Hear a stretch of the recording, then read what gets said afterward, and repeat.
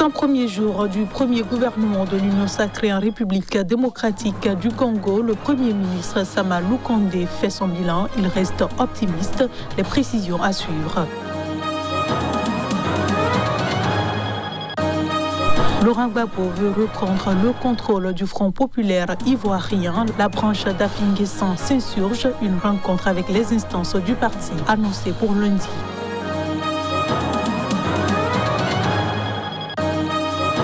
Et puis en Tanzanie, Freeman Mbowe, leader du parti d'opposition Chadema, comparaîtra finalement vendredi et non ce jeudi comme précédemment annoncé.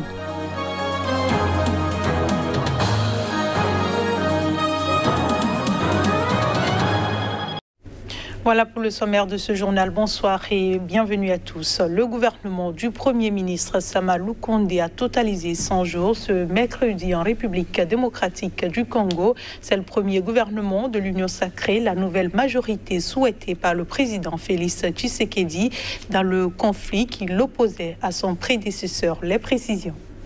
Le gouvernement de Jean-Michel Sama Lukonde en RDC a fêté ce mercredi ses 100 jours. Une messe d'action de grâce a été organisée à Kinshasa en présence du président de la République. Le Premier ministre a dressé le bilan de son action au cours d'une émission. Jean-Michel Sama Lukonde s'est montré optimiste. Les bases ont été lancées, le cap tracé, peut-il croire. Les 100 premiers jours nous ont permis d'avoir un tableau de bord, a-t-il dit. Sur le plan économique, il a mis à l'actif de son gouvernement la stabilisation du PIB et du taux de change. Il a également cité la croissance économique qui, d'après les chiffres présentés, serait passée de 1,7% en 2020 à 4,9% en 2021. Pour le Premier ministre, la question du recensement de la population est une priorité du gouvernement. Au sein même de l'exécutif, fini les dissensions, parfois même publiques, entre les ministres. Le gouvernement Sama Lukonde affiche sa cohésion malgré le renversement au sein de son équipe d'anciens du FCC de Joseph Kabila et d'ex-membres de l'opposition, tous autrefois ennemis. Sur le plan politique, le Premier ministre a botté en touche la question sur la proposition de loi limitant l'accès à la présidence de la République aux candidats nés de pères et de mères congolais. On a plus intérêt à se concentrer sur les questions qui nous unissent que sur celles qui nous divisent, a-t-il précisé. Aussi, Jean-Michel Sama Lukonde ne s'oppose-t-il pas fermement aux concertations politiques demandées par les opposants, mais il a renvoyé la balle au chef de l'État. Des manifestants ont défilé ce mercredi à Accra, la capitale du Ghana, lors du dernier rassemblement contre le gouvernement du président Nana Akufo-Addo sous le slogan #FixTheCountry. Il s'agit de la manifestation anti-gouvernementale la plus récente depuis mars, lorsqu'une Cour suprême a rejeté la contestation du principal parti d'opposition contre la réélection du président Akufo-Addo à la fin de l'année dernière, menée par des militants des médias sociaux. La manifestation FixTheCountry sur Twitter a mis en lumière les problèmes économiques et la gestion gouvernementale. Je vous propose de suivre quelques manifestants.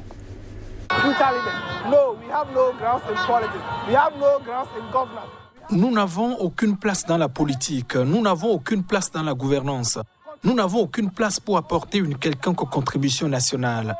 On nous a tous nié ce fait et il n'y a pas de solution. La jeunesse populaire ghanéenne qui s'est jointe à la manifestation FixTheCountry veut protester contre le tyran, la dictature, la gouvernance népotique, la médiocrité.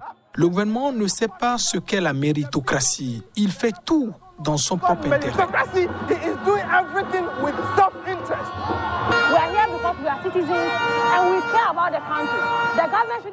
Nous sommes ici parce que nous sommes des citoyens et nous nous soucions du pays. Le gouvernement ne doit pas penser que nous sommes ici pour montrer le drapeau d'un autre parti ou pour faire avancer un agenda politique. Il s'agit de l'agenda d'un pays qui s'appelle le Ghana. Nous voulons que le Ghana ait du succès. Donc, nous sommes tous là avec cet agenda.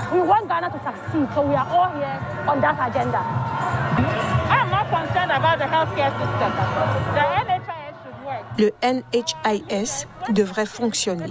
Nos dirigeants, lorsqu'ils sont malades, devraient se faire soigner ici même. Ils ne doivent pas se déplacer pour se faire soigner. Nous devrions tous pouvoir accéder aux soins de santé. C'est la raison pour laquelle je suis ici. Je le disais en titre, depuis le retour au pays de l'ancien président Laurent Gbagbo, ce dernier tente de reprendre définitivement la main sur le Front populaire ivoirien. La branche légale est dirigée par Afin Guessan et celle dite GOR est restée fidèle à Laurent Gbagbo. Il organise lundi prochain une rencontre avec les instances du parti, ce qui n'est pas du goût du FPI légal. Reportage. Laurent Gbagbo, qui tente de reprendre le contrôle du Front populaire ivoirien depuis son retour, n'est pas habilité à convoquer les cadres du parti, s'insurgent les responsables du FPI d'illégal. Dans un communiqué signé d'Isiaka Sangaré, secrétaire général et porte-parole du parti, le FPI AFI se dit indigné que Laurent Gbagbo se considère encore comme leur président en exercice. Sangaré dénonce un passage en force qu'il qualifie de culte de la personnalité et l'autocratie, chemin vers la dictature. Pascal Afin Guessan, président de la branche légale du parti, a demandé, dit-il, de nombreuses audiences auprès de l'ancien président ivoirien sans un retour favorable.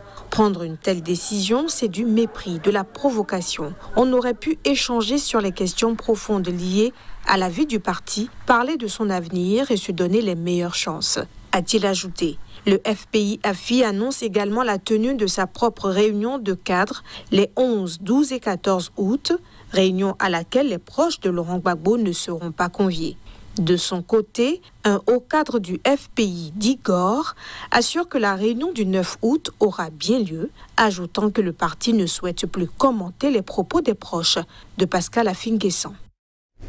Ce journal se poursuit en Tanzanie. Le leader du parti d'opposition Chadema comparaîtra finalement vendredi et non ce jeudi comme précédemment annoncé. Il comparaît au tribunal d'instance de Kisutu à Dar es Salaam pour terrorisme et crimes économiques. La police anti-émeute tanzanienne a arrêté ce jeudi plusieurs partisans du leader de l'opposition Freeman Mbowe devant un tribunal de Dar es Salaam où une audience pour terrorisme contre lui a été reportée. Selon son avocat maître Peter Kibatala, Freeman Mbowe devait comparaître ce jeudi devant la justice via une liaison vidéo, mais l'affaire a été reportée à vendredi en raison de problèmes de connexion. Poursuivi pour terrorisme et crimes économiques, le président du parti d'opposition Chadema et 10 de ses compagnons ont été arrêtés le 21 juillet dernier à Mwanza, une ville du nord-est, où il prévoyait un rassemblement pour demander des réformes constitutionnelles. Des arrestations dénoncées par Amnesty International. Selon les explications de Roland Ebolé, chercheur au sein de l'Organisation de défense des droits de l'homme, Freeman Mbowe et 3 autres personnes sont accusées de crimes qui ont eu lieu entre mai et août l'année dernière, selon la police. Le timing de ces arrestations me semble suspect, car elles interviennent un an après les faits et à un moment où un chef de l'opposition demande des réformes constitutionnelles, a ajouté Roland Ebolé, pour qui ces allégations semblent être politiquement motivées. Face à toutes ces arrestations, Washington a exhorté la présidente Samia Suluhu Hassan, qui a pris ses fonctions en mars à la suite du décès de John Magufuli, à garantir les libertés de tous les Tanzaniens. La tension monte en Zambie, pays enclavé d'Afrique australe, à une semaine d'élections générales disputées. Des explosions de violence politique ont entraîné un déploiement militaire sans précédent. Le scrutin risque de se jouer serré entre le président Edgar Lungu, 64 ans, et le chef de l'opposition Hakainde Hichilema, 59 ans, qui se présente pour la 6e fois. Les réunions électorales sont interdites pour cause de Covid, ce qui n'empêche pas leurs partisans respectifs de s'affronter sporadiquement depuis juin, munis de haches, machettes et autres tournevis. Au moins 3 morts selon la police. Les 2 derniers, des militants du Front patriotique PF au pouvoir, battus à mort, ont poussé le président dimanche à mobiliser l'armée pour maintenir l'ordre. Mais l'opposition, comme de nombreux observateurs, redoute que les soldats dans la rue n'intimident les électeurs. Les violences se sont concentrées à Lusaka, traditionnellement un bastion de Lungu, mais aussi dans les provinces du Nord et du Nord-Ouest, respectivement fief du PF et du principal parti d'opposition, l'UPND. Le président sortant n'avait battu que de justesse son opposant de longue date, surnommé HH, lorsqu'il s'était présenté pour la première fois à la présidence en 2015, puis lors des législatives de l'année suivante. L'inflation et la hausse du chômage alimentent la déception à l'égard de Lungu, accusé de s'être engouffré dans des projets d'infrastructures coûteux et d'avoir plongé le pays riche en cuivre dans le premier défaut de paiement de la dette en Afrique depuis la pandémie. Un sondage Afrobaromètre fin 2020 trouve moins d'électeurs se déclarant proches du PF que 3 ans plus tôt. Et le nombre de sondés refusant d'indiquer pour qui ils vont voter est passé de 12% à 38%, signe tangible d'une peur croissante. Les défenseurs des droits de l'homme dénoncent un pouvoir devenu de plus en plus intolérant face aux voix discordantes. On finit avec cette information au Soudan du Sud. La branche armée du parti de Riek Machar, ancien rebelle devenu vice-président du pays, a annoncé sa destitution du mouvement. Mais l'information a été démentie mercredi par un porte-parole de ce dernier. Les précisions. La décision de destituer le président Riek Machar du parti et de la branche armée du SPLM a été prise ce mercredi après une réunion qui a duré 3 jours entre les principaux dirigeants. L'ancien chef rebelle est accusé de ne plus représenter leurs intérêts. Dans un communiqué daté de mardi et signé par Simon Gatwek Doual, un leader de la branche armée, il est mentionné que Riek Machar a totalement échoué à faire preuve de leadership et a considérablement affaibli le poids du mouvement au sein du gouvernement de coalition formé en février 2020 et duquel il fait partie. Selon le communiqué, le vice-président a mené pendant des années une politique du diviser pour mieux régner et a favorisé le népotisme au détriment de l'unité et du progrès. Ces affirmations ont été dénoncées et condamnées ce mercredi soir par un porte-parole de Riek Machar, Lam Paul Gabriel. Nous réaffirmons notre plein soutien et notre loyauté au président suprême et commandant en chef du SPLM, Dr Riek Machar, a-t-il dit. Selon Edmond Yakani, président d'une organisation de la société civile au Sud-Soudan, la première conséquence de cette décision est une scission du parti. Les forces du SPLM sont maintenant divisées entre ceux qui sont loyaux à Riek Machar et ceux qui sont loyaux au chef d'état-major.